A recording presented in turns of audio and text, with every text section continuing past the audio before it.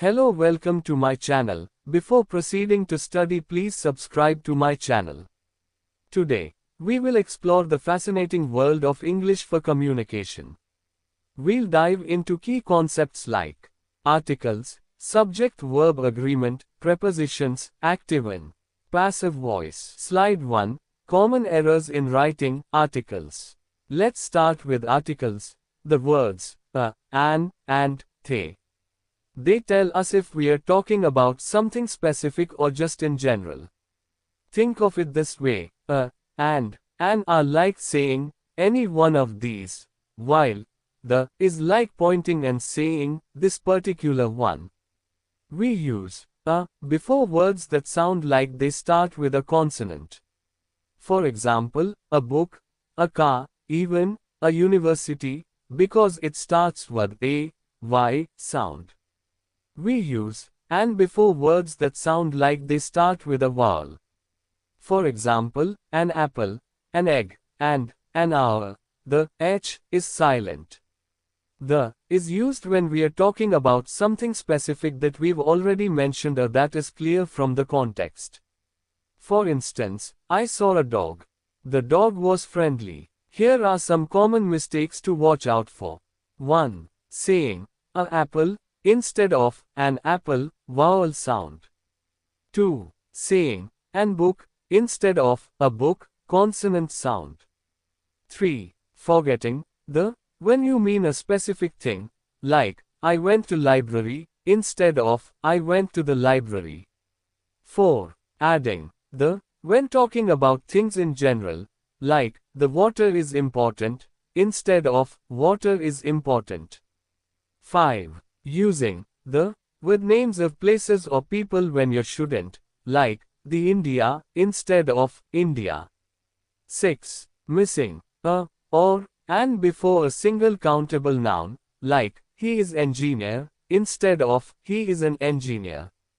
7. Putting in the when it's not needed, like the life is good instead of life is good.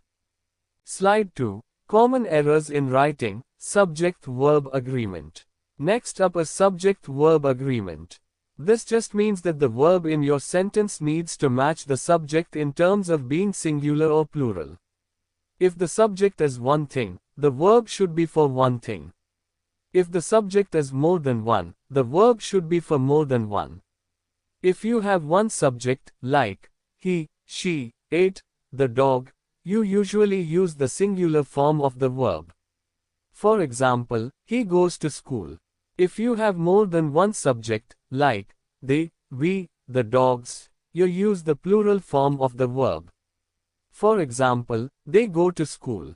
When you join two subjects with and, like John and Mary, it usually becomes plural, so you'd say John and Mary are here.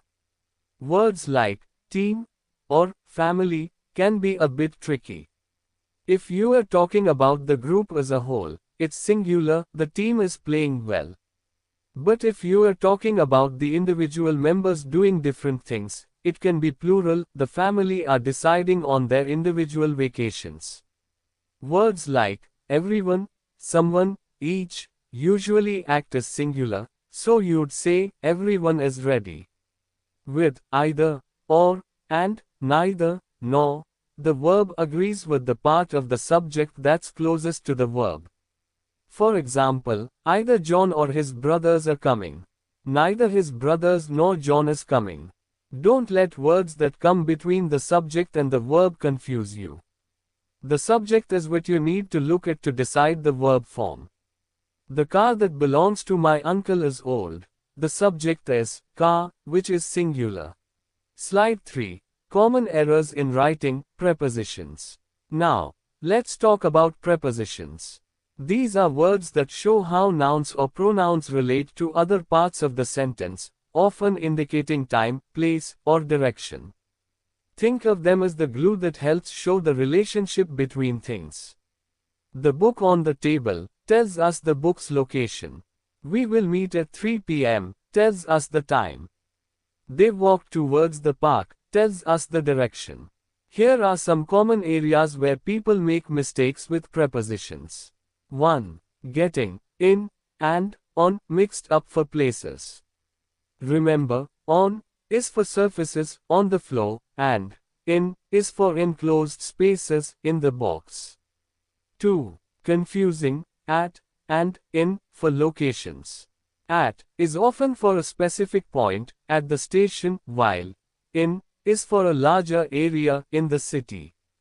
3. Using to and towards incorrectly for direction. To means you reach a specific place, went to the store, while towards means you're generally heading that way, walk towards the park. 4. Using the wrong preposition after certain verbs.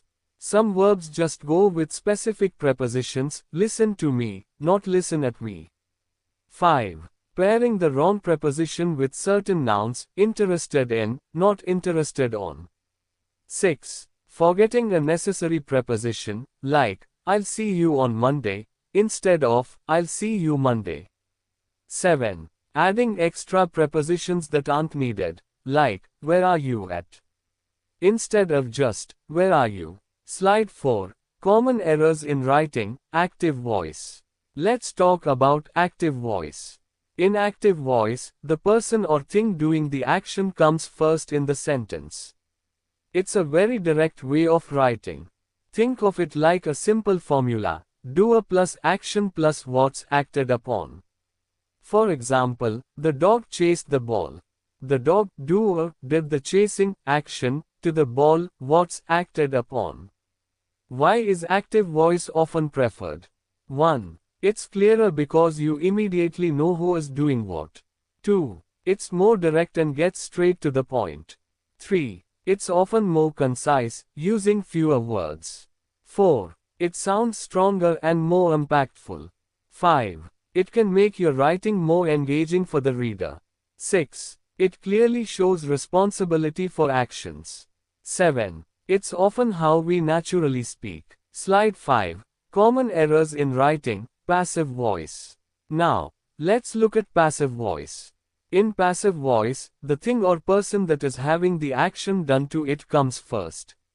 The doer might come later, often after the word by, or might not be mentioned at all. Think of it like flipping the active voice. What's acted upon plus be, verb plus past action, sometimes plus by plus doer. For example, the ball was chased by the dog. The ball, what's acted upon, had the chasing done to it. When might you use passive voice? 1. When the action is more important than who did it.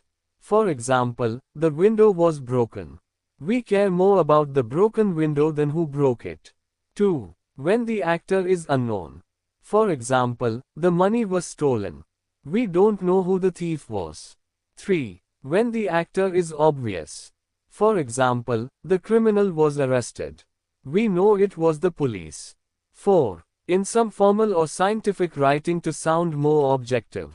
For example, the solution was heated to 50 degrees Celsius. 5. To put emphasis on the receiver of the action. For example, the award was presented to her. The focus is on her.